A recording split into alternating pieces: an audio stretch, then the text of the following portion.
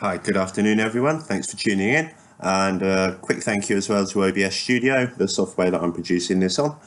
Today we're going to be having a look at a really obvious example of how England is flat, completely flat, has no curvature.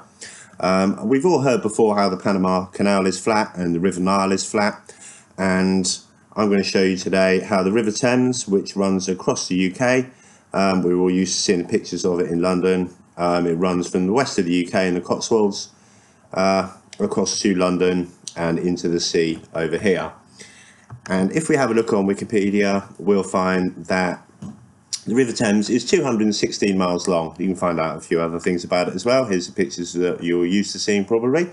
What I'm going to do today, as I say, is just quickly demonstrate that 216 miles long in its wavy distance is just less than 150 miles in a straight line from Cricklade to the Thames barrier here. The Thames barrier here is obviously at sea level because it prevents London from flooding when the sea comes in here.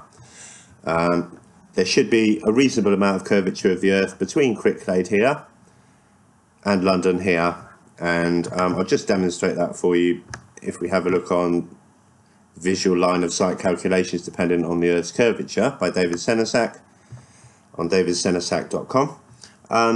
Just to demonstrate that, Cricklade would be here and the Thames barrier on the east side of London would be here. The curvature would be this part in the middle.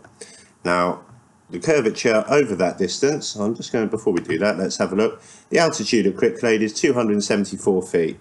So the altitude here is 274 feet, and from 274 feet it's going to have to do that kind of shape to come over here, and again it's about 100, just less than 150 miles in a straight line.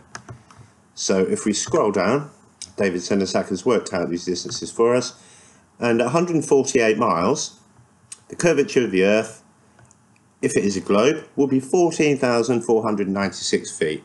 14,496 feet.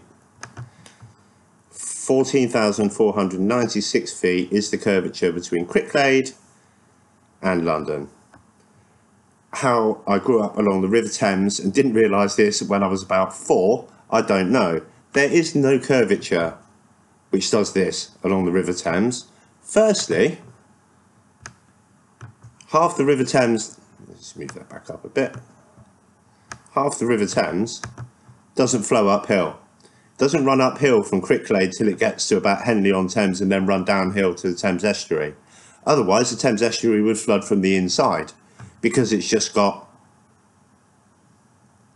well, if the drop here is 14,000 feet, it's got 14,000 feet of water running down onto it.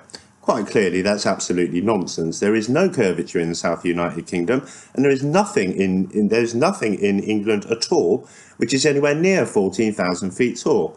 Just double check that. 148 miles, 14,496 feet. The highest mountains in England, all of which are in the north of England, and the highest of which is 3,200 feet. And yet the curvature is 14,496 feet between here and here. The curvature of the earth, people, is an absolute nonsense. It doesn't exist at all.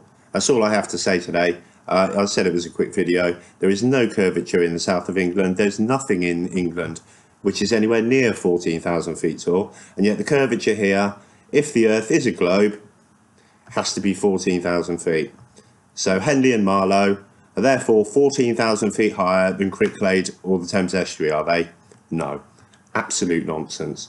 That was all I had to say. Thanks for joining me. Thanks for tuning in. And please leave me a comment. Unless, of course, you're one of these made-up trolls, in which case YouTube will flag you when you make a comment and I won't allow it. Thanks very much. Cheers, everyone. Bye-bye.